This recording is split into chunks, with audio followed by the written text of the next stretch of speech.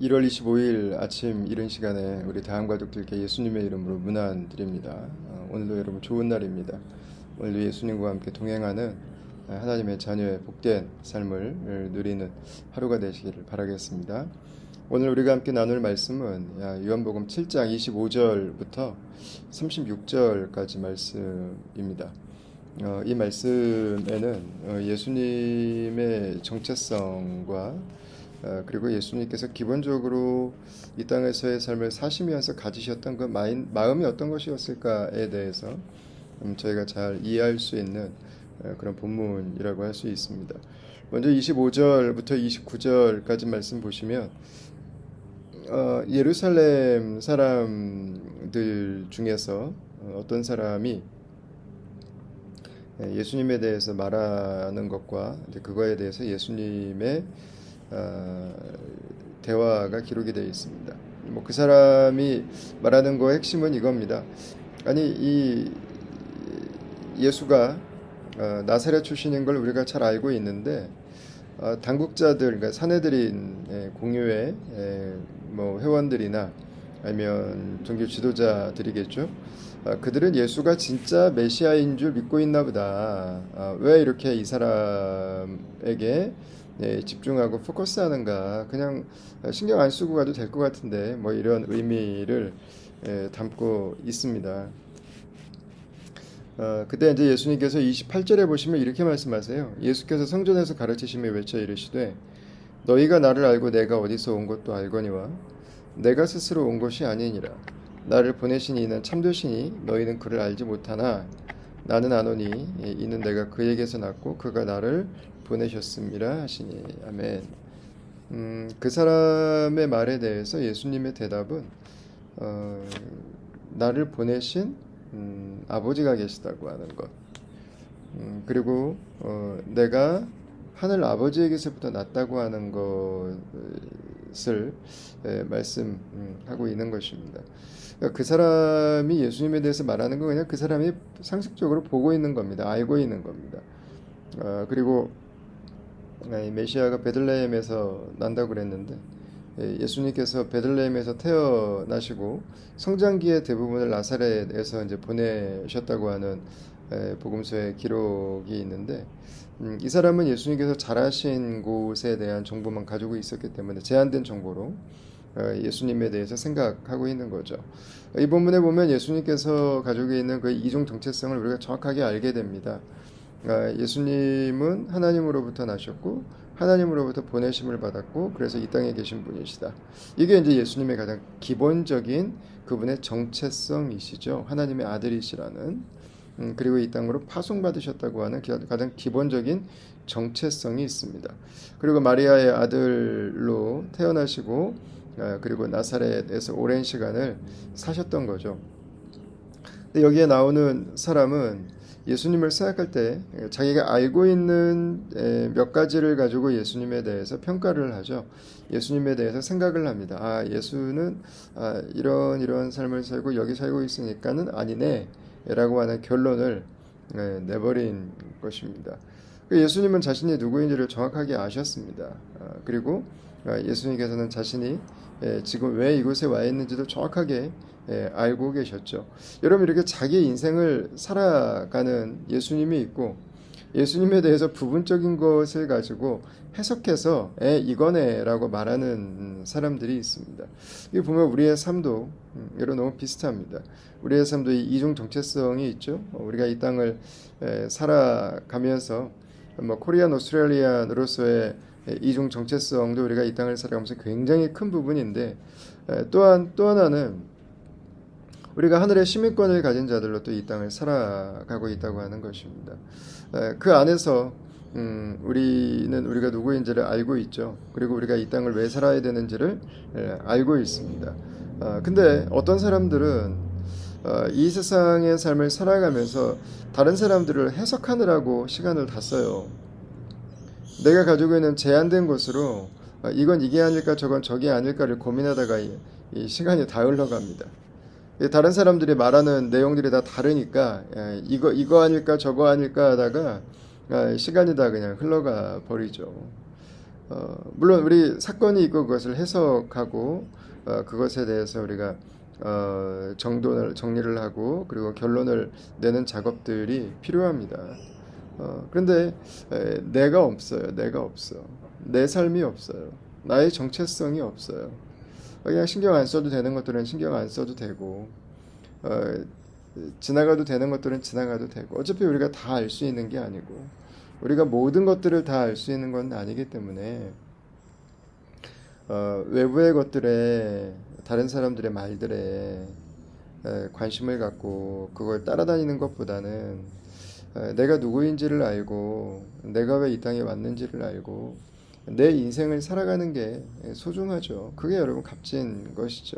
내 인생을 허비하고 내 인생을 과소비하지 않는 거죠. 30절부터 보시면 예수님께서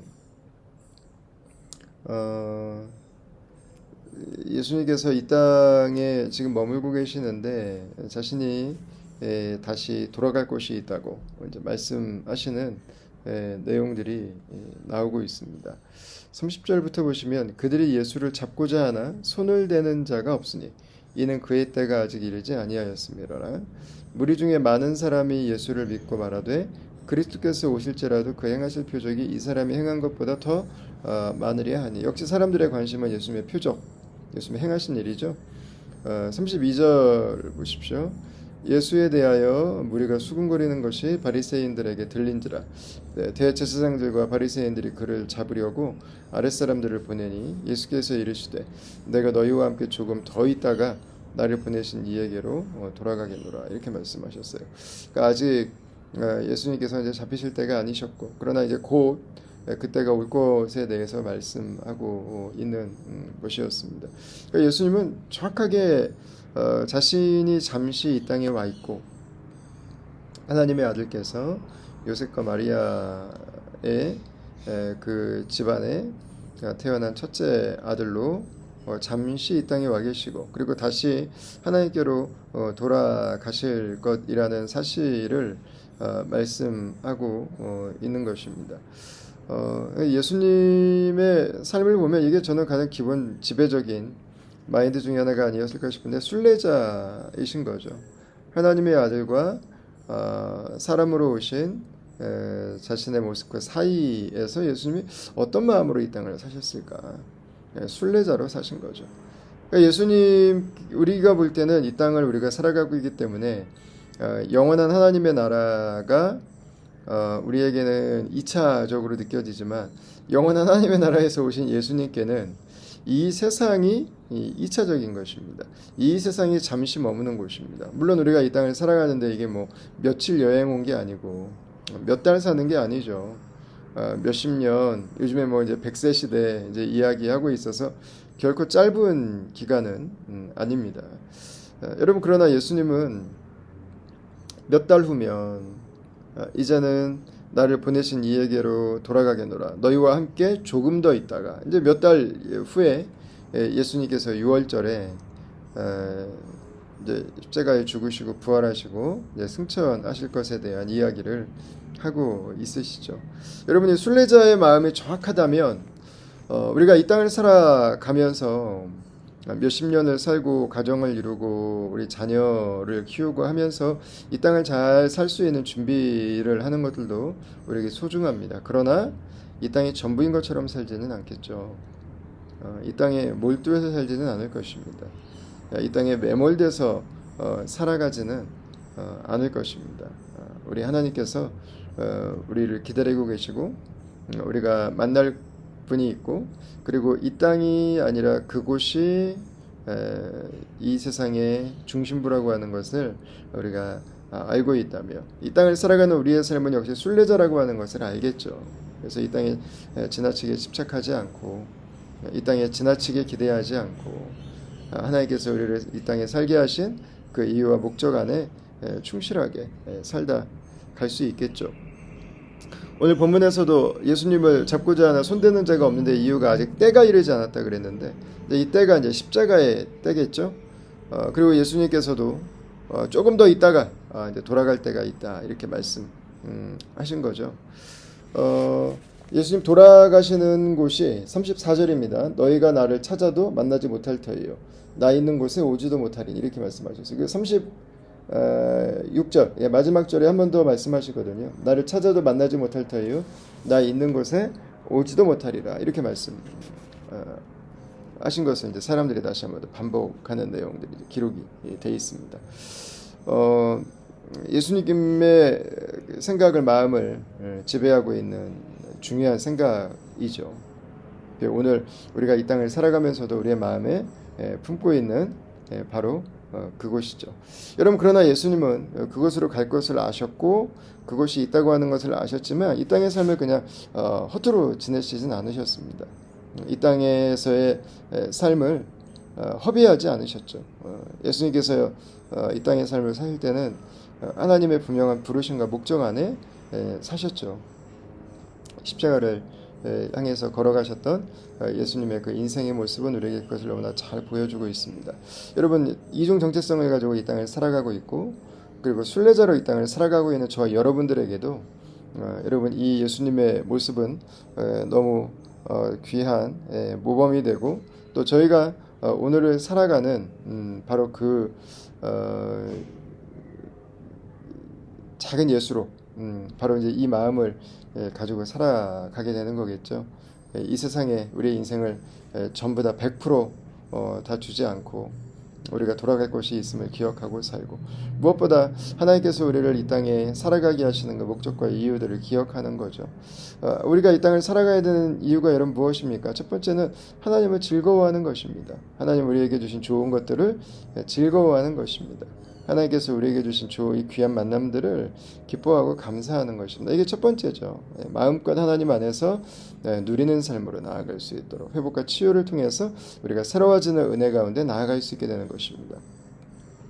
그리고 우리가 이 땅에 살아가면서 하나님 주신 은사들로 사회와 이 세상을 섬기는 일원이 되어서 사람들에게 유익을 끼치는 삶을 살아가는 거겠죠.